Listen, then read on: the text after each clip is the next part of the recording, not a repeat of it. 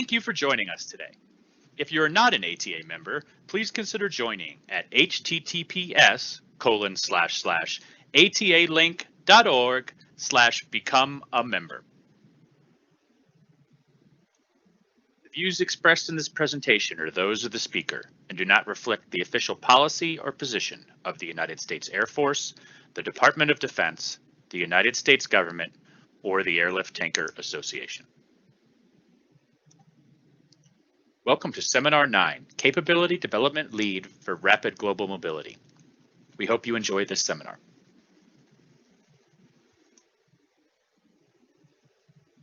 Hello, and thank you for the opportunity to share a few thoughts with the 2020 Airlift Tanker Association Convention. My name is Colonel Tim West. I'm here today to discuss how you can help your Air Force Research Laboratory build the tech base for the MAF we need. I'm going to start with a very brief overview of the lab and how we capture your technology requirements. Then I'll briefly discuss the changing strategic environment and how AFRL is adapting to it. I'll wrap up with a few details on how you can help. The bottom line is AFRL does need your help. I'm here today to solicit new emerging ideas for research from the field and to begin a dialogue that will likely need to be continued at a higher classification level. Nobody understands what the MAF needs better than those of you who execute the mobility mission every day. As smart as my team in the lab is, they lack one thing that this audience is rich in, and that's operational knowledge.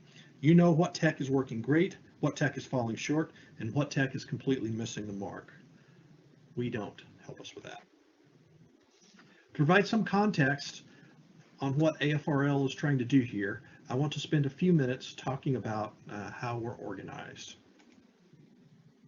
Like every Air Force organization, AFRL has a well-defined mission and vision, which you can read for yourself on this slide. What I want to talk about here, however, are the four words that stand out as our tagline: lead, discover, develop, and deliver.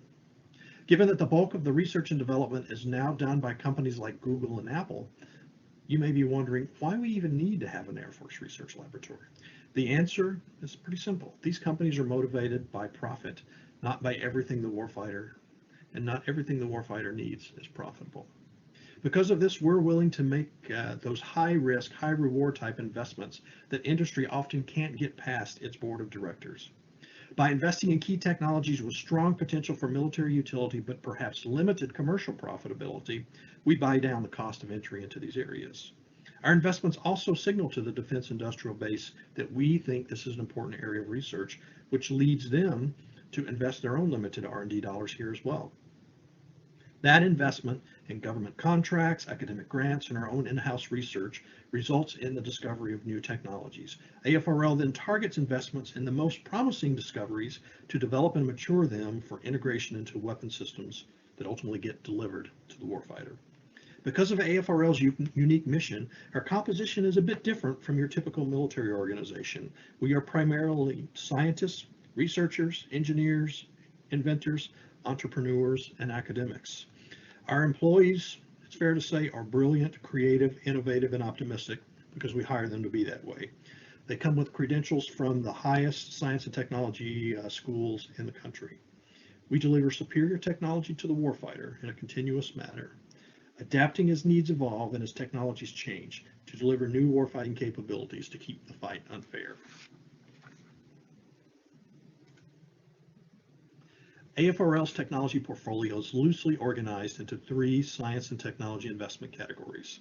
Our basic research portfolio, our investment category 6.1, consists of very broad research without a specific military application in mind. Its goal is to better understand fundamental concepts and document observable facts. This might be something like studying how an insect eye works. 6.2, or applied research, applies that newfound knowledge or understanding to address a general warfighter need. For instance, 6.2 could be used to adapt that novel discovery about the inner workings of an insect's eye to enhance how our Air Force sensor technology works. In 6.3, or advanced tech development, we then mature the output of the 6.2 effort with greater emphasis on a specific warfighter requirement. For instance, a seeker enhancement for the AIM-9X air-to-air missile based upon what we discovered about the insect's eye. This is where early hardware prototypes come into play, along with very early operational utility assessments. We then partner with organizations to utilize non-S&T investment categories such as advanced prototype development and system development integration funding in order to conduct experimentation and ultimately weapons development and fielding. AFRL is organized into 10 wing-sized directorates that each specialize in different families of technologies, what we call core technical competencies. For instance, my directorate, the Aerospace Systems Directorate, develops and integrates airframe and propulsion systems for air, space, and hypersonic vehicles. The question you might be asking is, what about cross-cutting technologies such as autonomy? Where does it fit into this structure? How do you handle that with these technical stovepipes of excellence? This is where our capability lead structure comes into play. So AFRL has designated a capability lead for each of the Air Force capability areas. My job as the capability lead for rapid global mobility is to do all the things listed on the right half of the slide, namely to capture your warfighter requirements for this capability area, translate those requirements into technical gaps that we can then feed to the 10 tech directorates that I showed you on the prior slide, and then integrate the products coming out of the tech directorate to ensure we're providing the right technology to meet AMC's needs. And ultimately, in places where we are failing to do that, it's my job to inform the AFRL commander of those gaps so that she can adjust the portfolio accordingly. Certainly, this is not something I do alone. I rely heavily on my Deputy Capability Area Lead, Dr. John Frazee, to help me integrate input from our subject matter experts, also from the program offices in the Air Force Lifecycle Management Center, and the warfighter reps on the AMC staff and the Air Force Warfighting Integration Capability. One of the mechanisms we use to do this is our Capability Working Group, which John leads. You may have also heard about such things that AFRL is doing as Vortex, Savage Future, Vanguards, AFWorks, and a variety of other events to collect warfighter requirements. But today we're going to focus specifically on the Capability Working Group.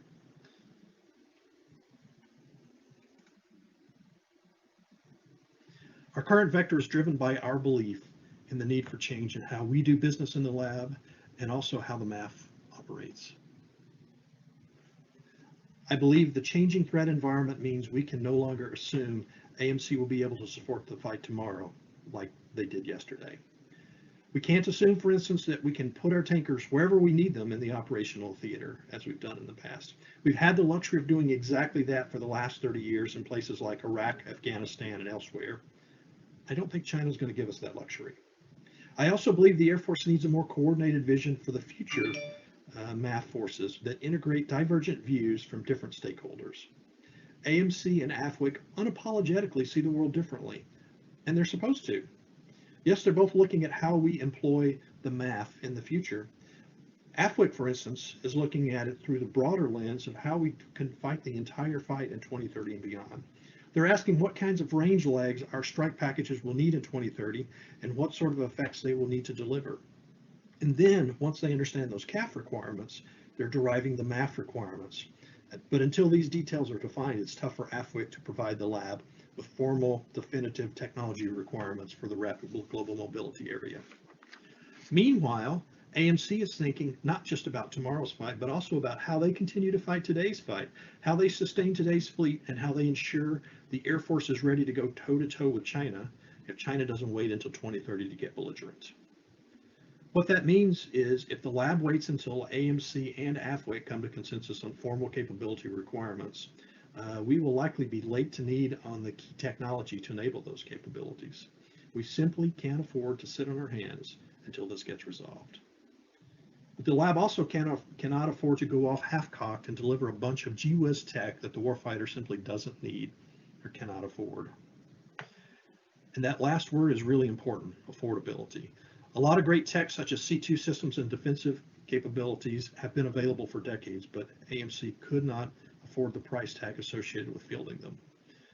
Despite the fact that for some of these technologies, AFRL spent millions in the development process. We have to avoid those sorts of deconflictions in the future.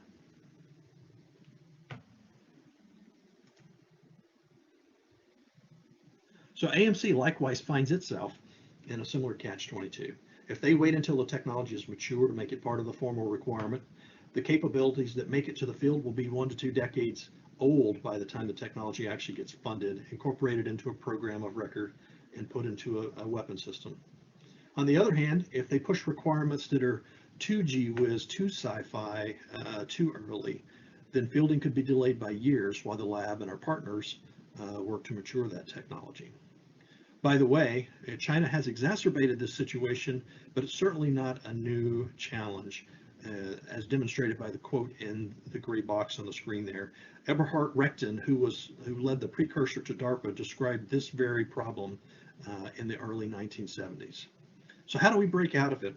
I think we break out of it by working together, by informing each other, and then by both moving out with alacrity. Like I said at the beginning of my talk, I'm here today because I need your help with the informing bit.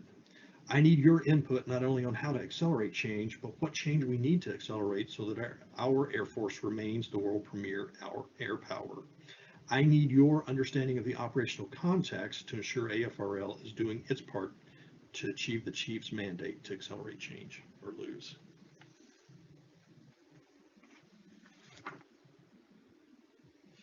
So we're organizing the inputs that we're getting from this and other forums into this document we're calling the Mobility Research Vision.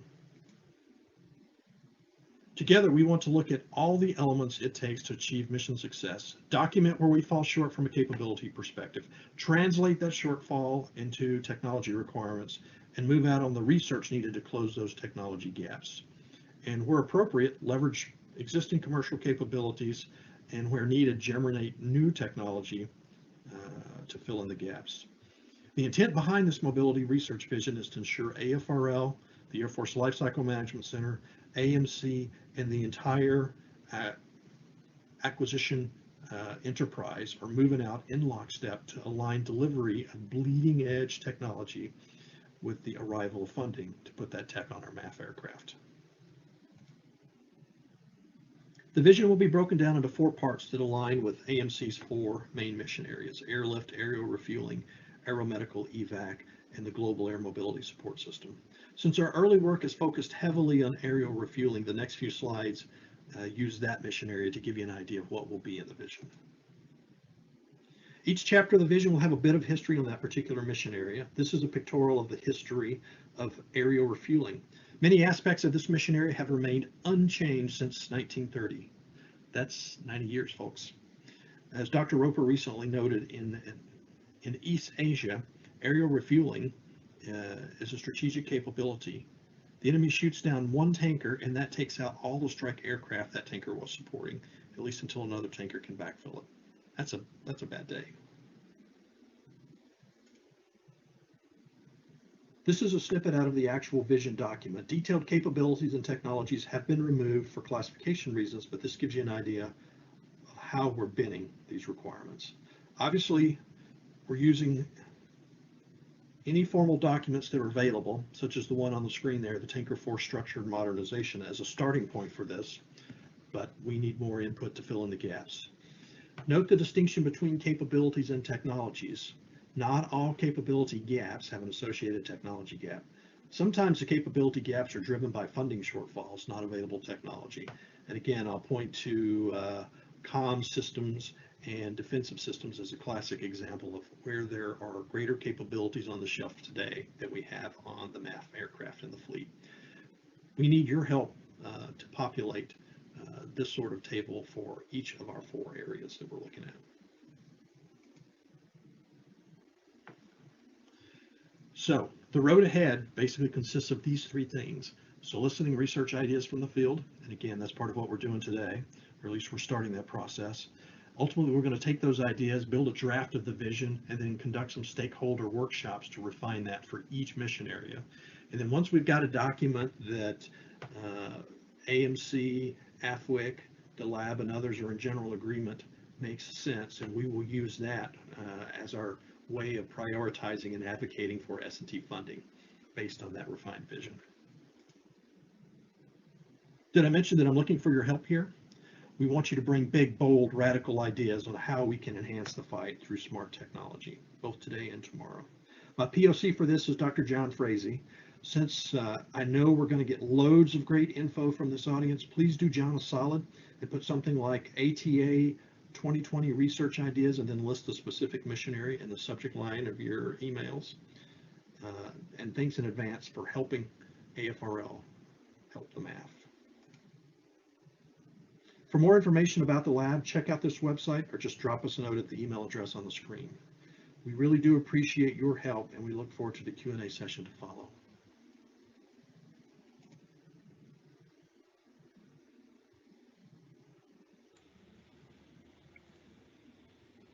What a truly great presentation. And now we'll transition to the audience question and answers. It is my pleasure to introduce Colonel Tim West, the Deputy Director of Aerospace Systems Directorate at the Air Force Research Laboratory. Well, good morning, and thank you for this opportunity to talk further about what your Air Force Research Lab does for you. I also have with me my partner in crime, Dr. John Frazee, that I mentioned earlier, is collecting all these inputs and turning them into something we can use to truly prioritize the resources that we have for us. To kind of put things into perspective, the research lab has about a $2.5 billion a year budget, and we get about that much additionally through various organizations that we support. So certainly we want to make sure we're channeling every nickel of that money to the things that matter most to the warfighter. So that's why we're here today. Well, thank you, sir. And we have several interesting questions for you, and I'd like to encourage the audience to keep sending in more because we'd like to have this discussion go for a while. So let me start off with the first one here for Colonel West.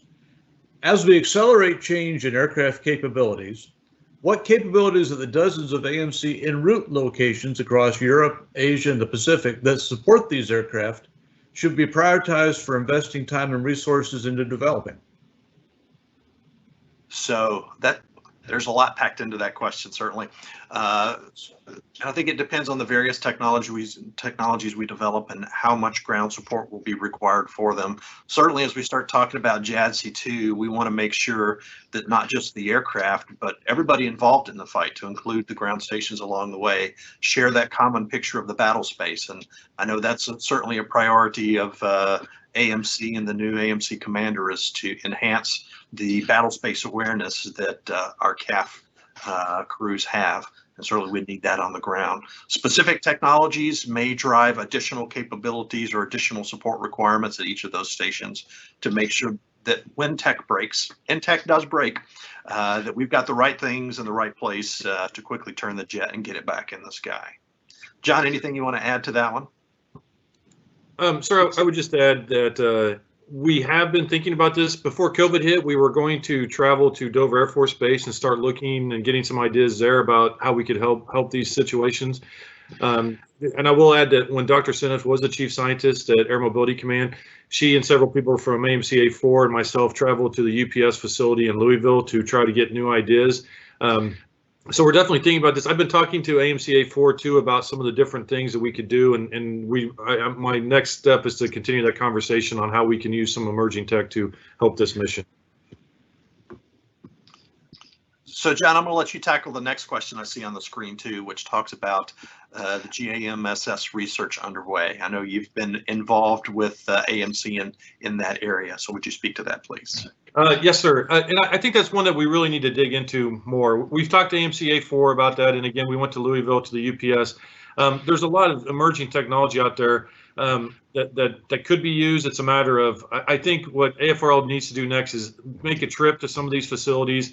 My predecessor made a few trips too, but the next step is really to figure out what's available out there for the community and how we engage AMC A4. My understanding is AMC A4 already has a draft vision of what they need to do near, mid, and far, and we're going to get that and discuss with them and chase this down further.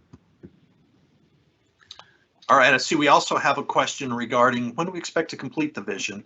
And I guess the near-term answer will be we're looking to have a draft of that in the next few months, a draft of that. But I think this will be a document that is never truly complete. It'll be a document that evolves over time, that we will adjust and change as the threat changes, as the environment changes, so that it reflects current reality.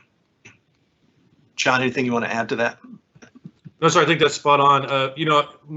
My understanding was in the ATA this week, the new AMC commander had a new vision, so we need to roll that into what we're looking at. And I just want to really foot stomp. The Air Force is really looking really short term in some ways very well. And what I really want this vision to look at is longer term, 2030, 2035. What do we need to start doing now to prepare for that fight? Because, our adversaries they're not staying put. They're advancing their technology. We need to make sure that we as a global mobility personnel really look at what we need and they'll use this vision to help influence the senior leader decisions. So I see we just had a question come in about, is there discussion about a MAF version of a CAF Skyborg? And I would say that's a program that we're certainly pretty excited about. My directorate in particular has been key in birthing the whole Skyborg program. As we look at the way ahead for that, I would suggest don't think of it just as a CAF Skyborg.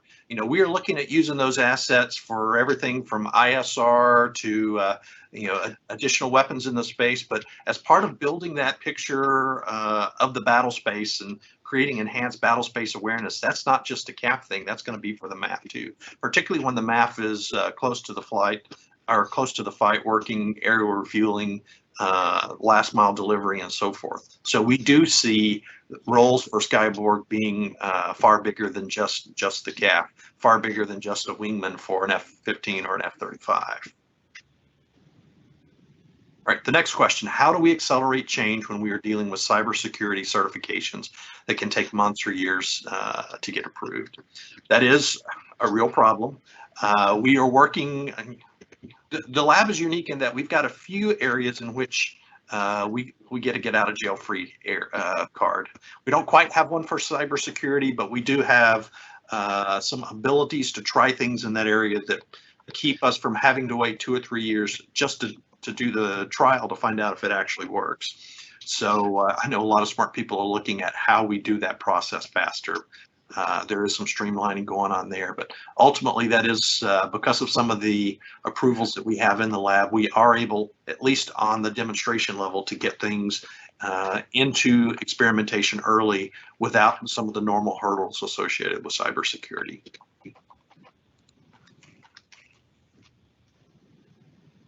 So we have a question about your new chief scientist is very much looking forward to partnering with you on tech development.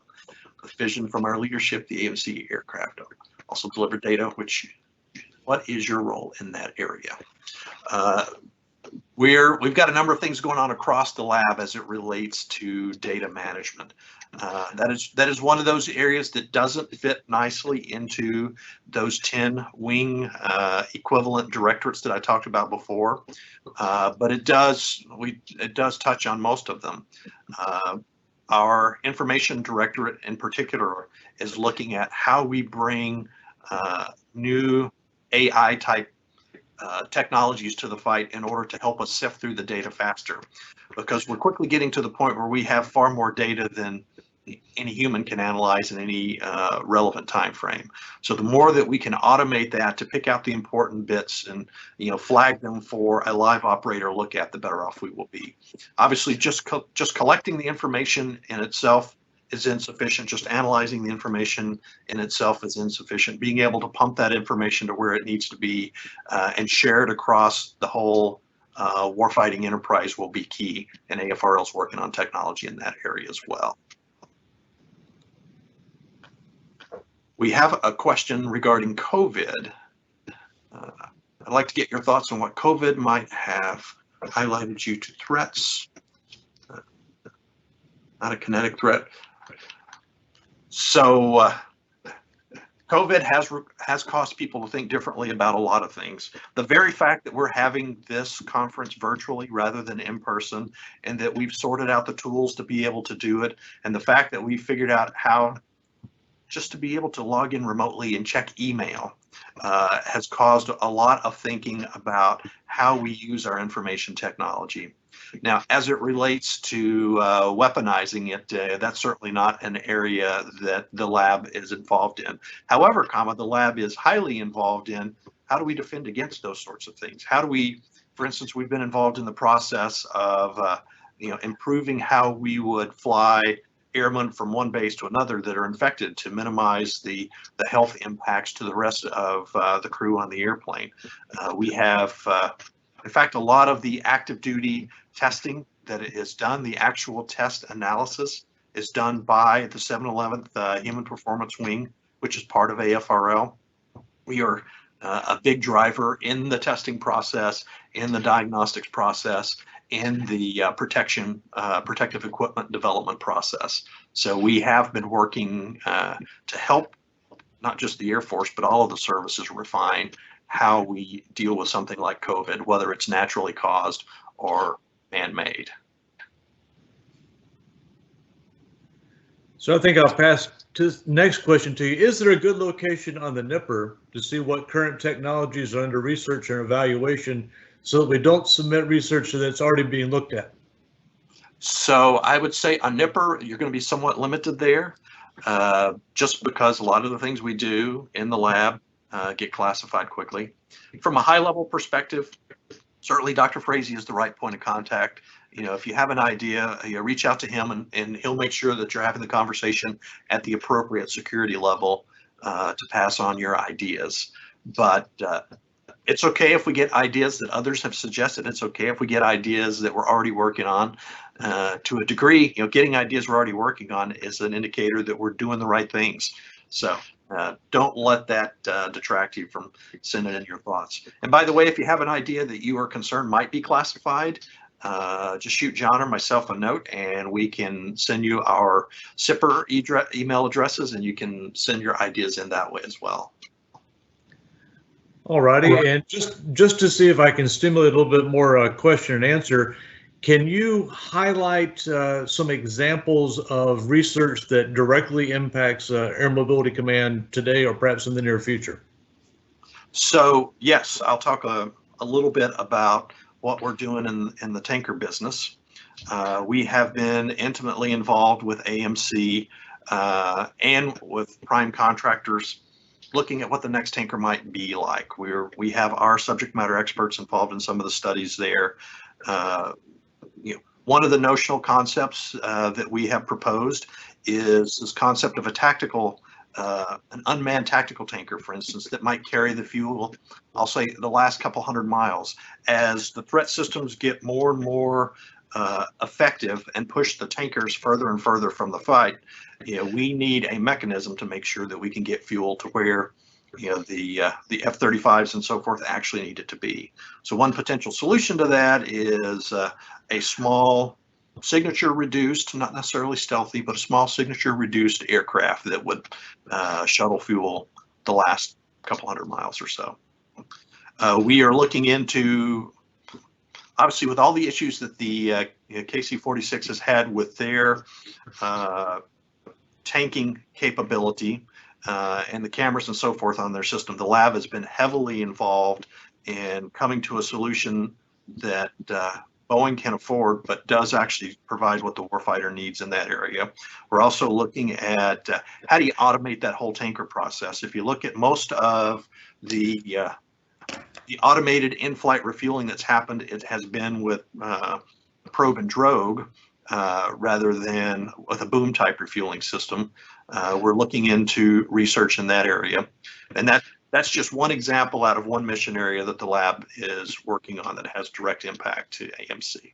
John, anything else you want to add there? Yes, sir. I was just going to add one, and this is an example of the previous question of Skyborg forward cap. How do we use it for MAF? Another one is the Agile Pod, and that was really designed for a UAV to put any type of sensor, basically anything in a pod really quickly, put it underneath the aircraft. And there's a lot of discussion now at AMC and went to field about how we could use some type of Agile Pod or some type of just generalized pod to put it on different MAF aircrafts for communications, for self-protection, for just different mission sets. And that's just another one I'd like to point out that was a success. The Agile Pod is fielded now, and how we get that to a MAF aircraft is in discussions right now at AFRL and also at AFL-CMC.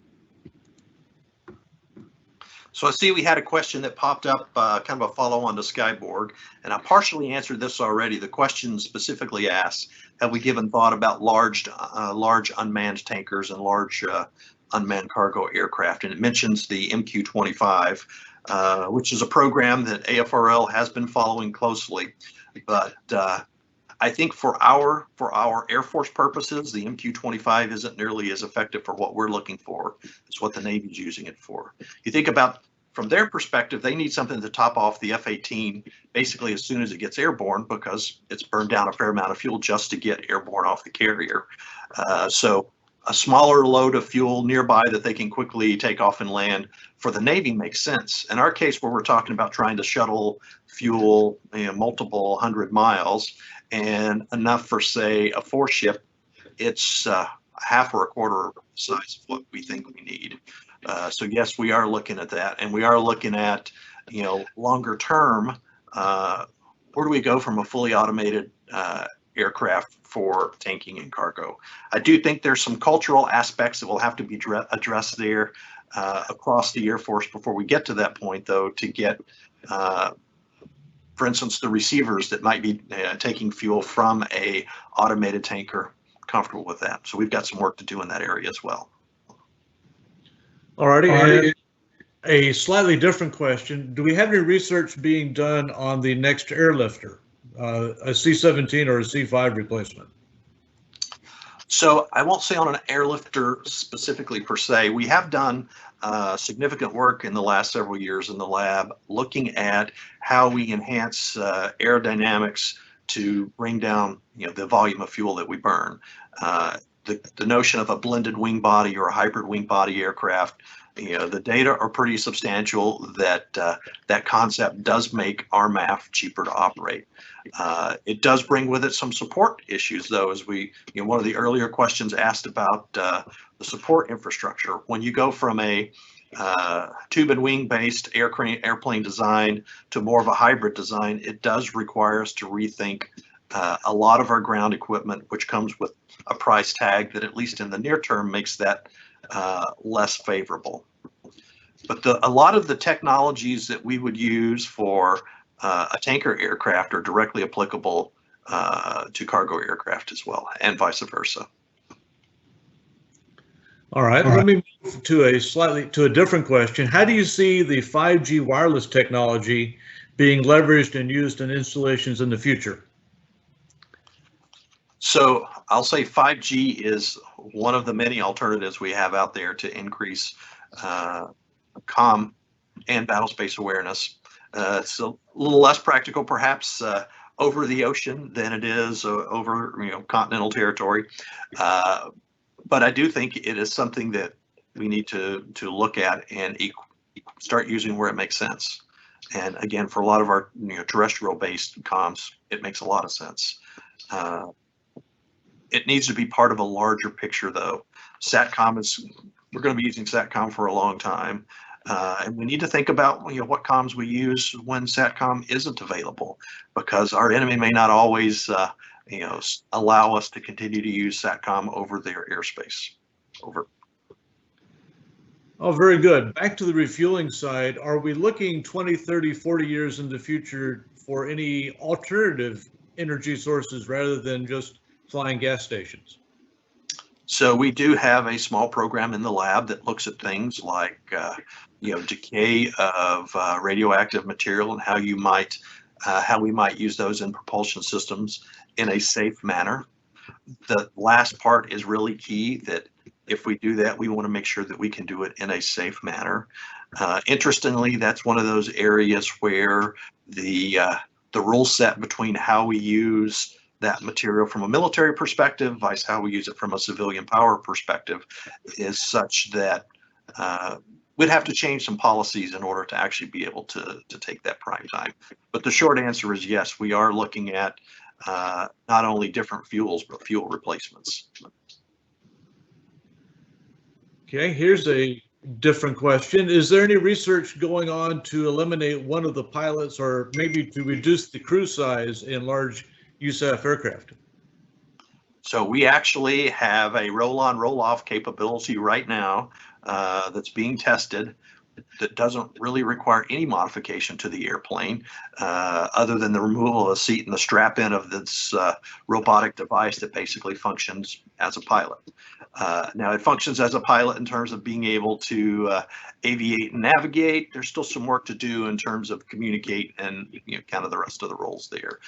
But again, that is one of those areas that the lab is looking at, because the manpower piece from a cost perspective of what we do every day is substantial. So where we can use those bodies to do other roles to fight the fight, that makes sense for the warfighter. All righty. What role does your directorate play in the advanced aerial refueling work that's happening, and what specific research efforts do you have related to this? So I will say a significant role. Specific research efforts, I'll kind of defer from that question, so we don't get, so that we stay appropriate for the security classifications that we are at. But the short answer is, again, we have a number of studies that we are doing with AMC, with our prime contractors, specifically engaged at looking at a variety of concepts, both from the technical level in terms of how they will work, and also from the mission impact level, from the campaign level in terms of how they would affect the larger fight. That's part of our core mission. All right, another question. Back onto the fuels thing. Can you give us any more information regarding alternative aircraft fuels?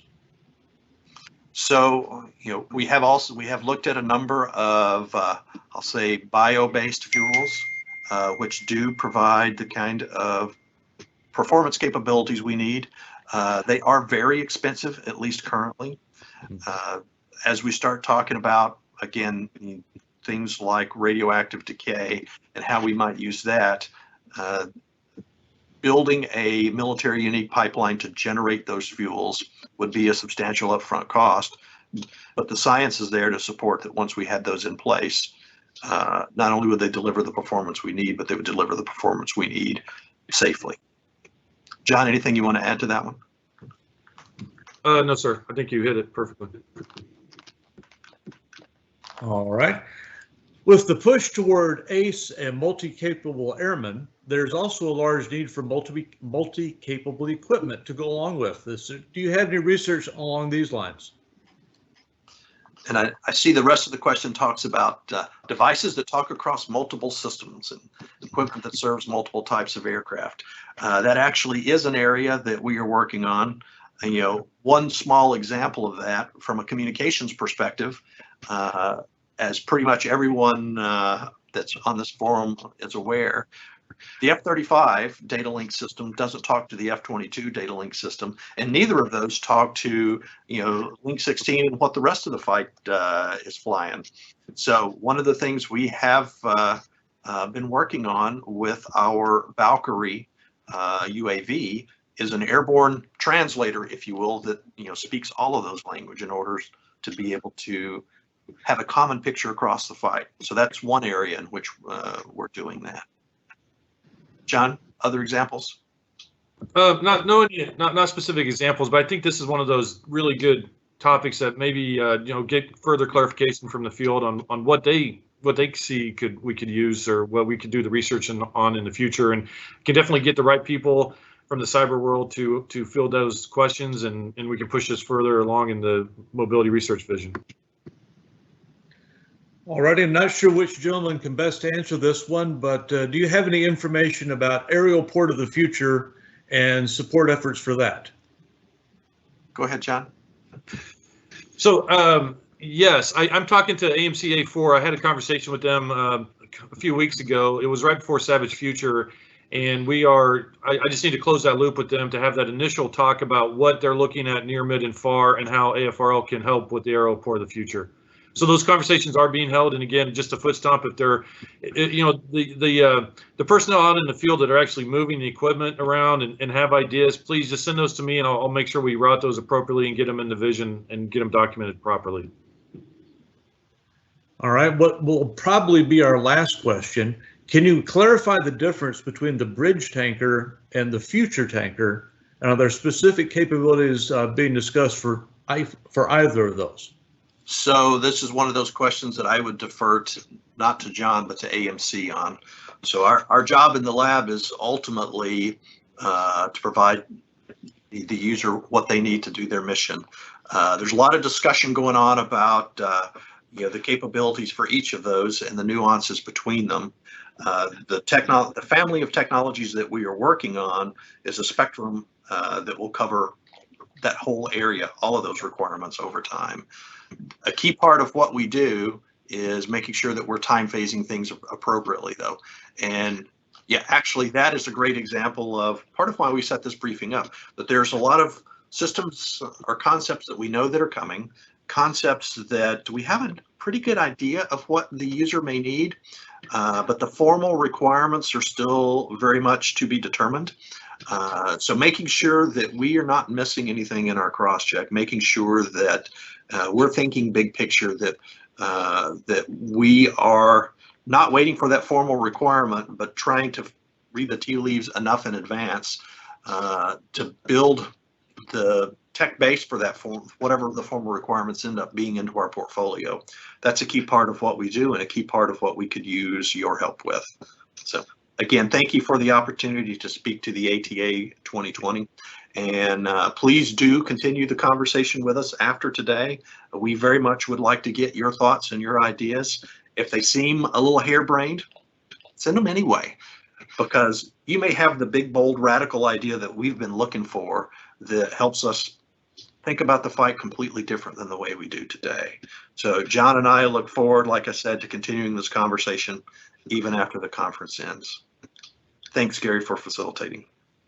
Well, you're very welcome. And thank you, Colonel West and Dr. Frazee, for joining us today and answering our questions. We greatly appreciate your presentation, and you did a fantastic job. So I'm gathering that those were your final comments.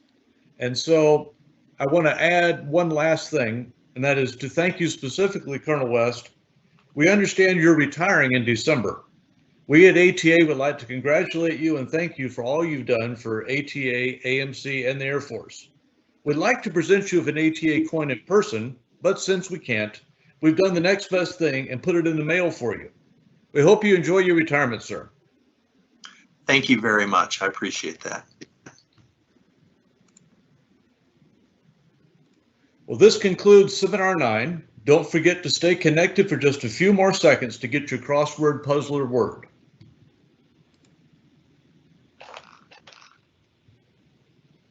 The views expressed in this presentation are those of the speaker and do not reflect the official policy or position of the United States Air Force, the Department of Defense, the United States government, or the Airlift Tanker Association.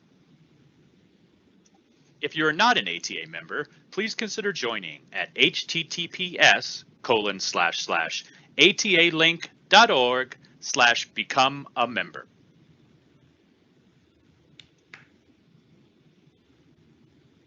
Thank you for participating in our virtual presentation. Please close this window and return to the agenda on our website to view another presentation. Your crossword puzzler word is generals.